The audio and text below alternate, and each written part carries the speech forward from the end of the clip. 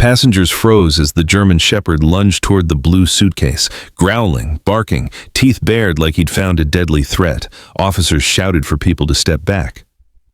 The police dog pressed his nose against the luggage, whining with a desperation no one had ever heard before. His handler tried to pull him back, but Rex refused, clawing at the zipper, barking frantically as if someone was running out of time. "Who owns this luggage? Step forward now!" Officer Daniels shouted. No one did. Was it a bomb? Drugs? People whispered. But when officers finally unzipped that suitcase, what they found was more shocking than anything they imagined. Stay with us. Make sure to hit like and subscribe. Where are you watching from? Drop your country in the comments. The airport. The airport buzzed with morning chaos, rolling suitcases, echoing announcements, travelers rushing everywhere. Officer Mark Bennett stood beside his canine partner, Rex, a sharp-eyed German Shepherd scanning the security checkpoint with laser focus. "Another busy one," Officer Daniels muttered. Mark chuckled. "Holidays coming up." The conveyor belt hummed as luggage rolled through X-ray machines. Everything felt routine, but Rex's ears flicked. His nose twitched toward a plain blue suitcase moving along the belt. Mark glanced down. "What is it, boy?"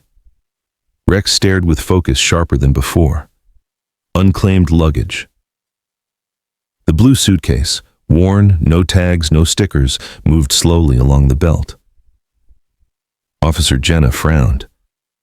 "That one doesn't match any passenger scans. No one checked it in." Rex shifted forward, tail stiffening, nose lifting. "Should I pull it off?" Jenna asked. Mark nodded. "Yeah, let's take a look." The belt stopped. The suitcase sat alone, heavy. When removed, it thudded onto the table harder than expected. "Strange," Jenna muttered. "Feels heavier than it looks." Rex paced, circled, then lowered his nose to the suitcase. His breathing quickened. "This bag wasn't claimed," Jenna said. Mark exhaled slowly. Or someone didn't want to claim it. Rex let out a low, rumbling growl. Something inside had caught his full attention, Rex's desperate alert. Rex's growl came from deep in his chest, instantly putting every officer on alert. His fur bristled, stance shifting to full defensive mode. "Easy, boy," Mark whispered. But Rex wasn't easing.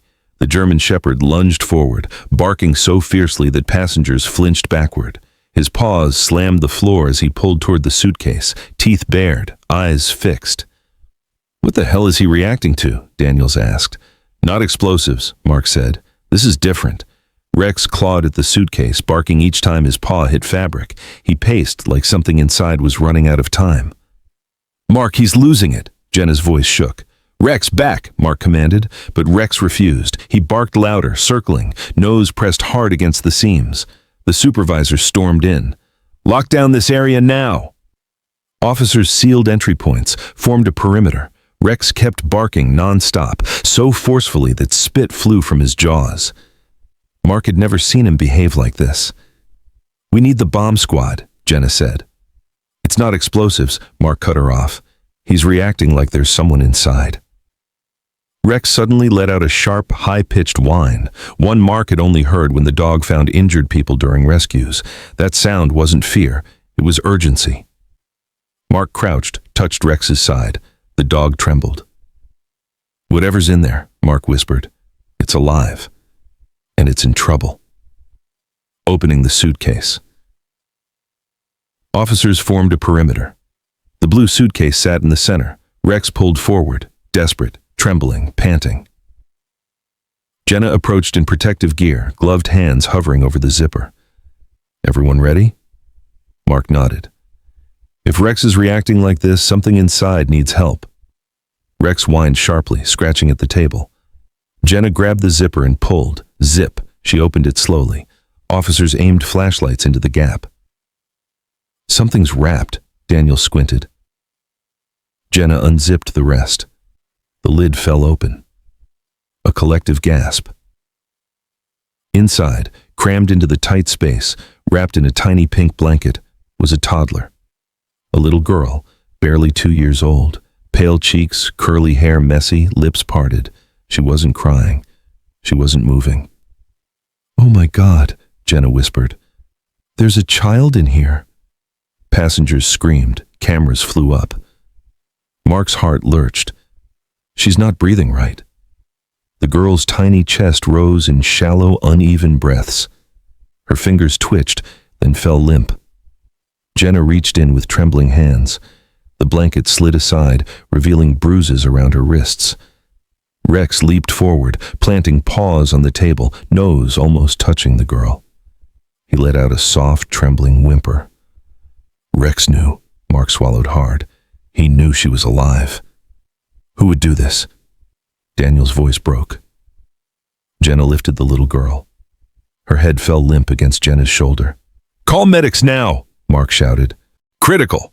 Rex pressed close, sniffing the child, whining desperately, nudging her foot. Mark brushed her hair back. Hang in there, sweetheart. We found you. You're safe now. Race to save her.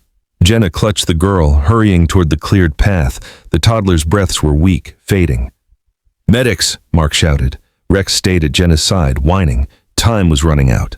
Paramedics sprinted in, laid the child on a stretcher. Pulses weak, breathing shallow, dehydrated, possibly hypothermic. Will she make it? Mark asked. The medic placed an oxygen mask over her nose. The child didn't flinch. Rex whined, pacing beside the stretcher, nudging the blanket. We need to move ASAP. The stretcher rolled. Rex followed, refusing to let her out of sight.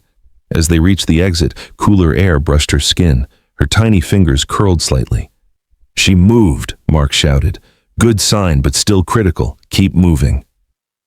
Inside the ambulance, the team worked rapidly. One paramedic tapped the girl's cheek. Come on, sweetheart, stay with us. A faint whimper escaped her lips. Mark turned to Rex, who stood with paws on the ambulance bumper, staring inside. You found her, Mark whispered. If she survives, it's because of you. The door slammed. Sirens erupted. The ambulance tore away. The investigation. Back at the airport, officers reviewed surveillance footage, tracing the suitcase's origin. Go back 10 seconds, Daniel said. Footage showed a hooded figure, face down, shoulders hunched, moving nervously. The person set the suitcase down, then walked away without looking back. He doesn't look like someone who forgot luggage, Jenna said. No, Mark agreed. He's planting a crime. Another feed showed the figure slipping through the crowd, heading toward the parking garage. Rex sniffed near the monitors, whining. Mark crouched. You remember the scent, don't you? Just then, the technician froze. Wait, look at this. A new angle, outside the terminal. The hooded figure wasn't alone. Another person walked beside them, shorter, wearing gloves. This wasn't random, Jenna's breath caught. This was planned. Mark's jaw tightened. 2 people means this child was being transported. The mother. The interview room was quiet. Mark stood with Rex. Across sat Emily Parker, early 30s, eyes red, hands trembling. She clutched a photo of her daughter. Please tell me she's alive, Emily whispered. Mark sat gently. She is. She's weak, but safe. She asked for her mommy. Emily sobbed. Rex whined softly. After a moment, Emily took a breath. Her name is Lily. She's 2. 3 days ago, I took her to the mall. I turned away for 1 second. When I looked back, she was gone. Security cameras showed a woman holding Lily, pretending she was her child. She walked out and disappeared. Mark leaned forward. Did you receive threats? Emily pulled out her phone. I got this last night. A video played, shaky, dimly lit, a distorted woman's voice. She doesn't belong to you. You will never see her again if you go to the police. Why didn't you report this sooner? Because I was afraid she'd kill my baby, Emily broke down. But today I saw the news about the suitcase. I prayed it was her. Rex placed his paws on Emily's knee. She touched his head. You saved her. Mark nodded. Rex is the reason she's alive. Please take me to her. Mark stood. We'll take you now. The suspect. The investigation room buzzed. Jenna clicked footage. This is when the suitcase was dropped. The hooded figure wheeled it nervously. This looks personal, Mark said. Jenna switched feeds. The figure entered earlier. Look. The camera zoomed. Under the hood, light caught a face. Late 30s, sharp features, rage-filled eyes. Is that Rebecca Mills? Daniels asked. Emily's estranged sister, Mark said coldly. Jenna pulled up Rebecca's profile. She disappeared 6 months ago. She kidnapped her own niece, Daniel said. Mark nodded. She believed Lily belonged to her. He turned to Rex. Find her. Rex stood, nose lifted, determined. Let's move, Daniel said. The chase.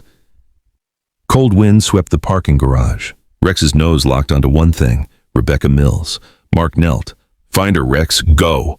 Rex surged forward, weaving between cars, moving faster. He stopped. Head snapped up, growled low. Rex bolted toward a dark corner, sliding to a stop beside a sedan. He barked violently, pawing at the door. Rebecca Mills, step out, Mark shouted.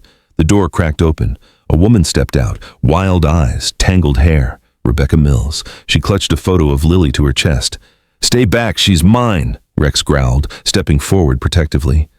Rebecca, put your hands up. Daniels aimed his flashlight. Her eyes darted, calculating escape. You don't understand, she rasped. Emily doesn't deserve her. Lily almost died, Mark snapped. You stuffed her in a suitcase. She couldn't breathe. Rebecca's expression cracked. I didn't mean to hurt her. Rex lunged, not to attack, but to block. He planted himself between Rebecca and escape. Mark seized her arm, pinning her. It's over, Rebecca. Handcuffs clicked. Rex stepped back, gaze steady. Mark patted Rex. Good job, partner. The reunion. The hospital hallway was quiet. Emily walked, guided by a nurse. Mark and Rex followed. Outside Lily's room, Emily froze, gripping the frame. Is she awake? Mark nodded. She's been asking for her mommy. Emily pushed the door open. Inside, tiny Lily sat propped on pillows, wrapped in blankets. When she saw her mother, her face lit up. Mommy, she cried. Emily rushed forward, falling to her knees, scooping Lily into her arms. Baby, I'm here. I'm here. Lily clung desperately. You came. Emily peppered her face with kisses, crying. I never stopped looking. Lily lifted her head, saw Rex. Doggy, she whispered, reaching. Rex stepped closer. Lily wrapped both arms around his neck. Rex lowered his head carefully, letting out a comforting rumble. Emily stroked Rex's fur. You saved her. I owe you everything. Mark stood by the door, eyes wet. Rex knew. He never stopped until he got to her. Lily snuggled into her mother's lap, clutching Rex's fur. For the first time since the nightmare began, Emily exhaled pure relief. Her daughter was alive, safe, home. Mark and Rex walked down the hospital hallway. As they reached the exit, Lily's tiny voice called, Bye-bye, doggy. Rex wagged his tail one last time. Mark whispered, Good work today, buddy. Rex pressed closer, loyal, brave, forever a hero.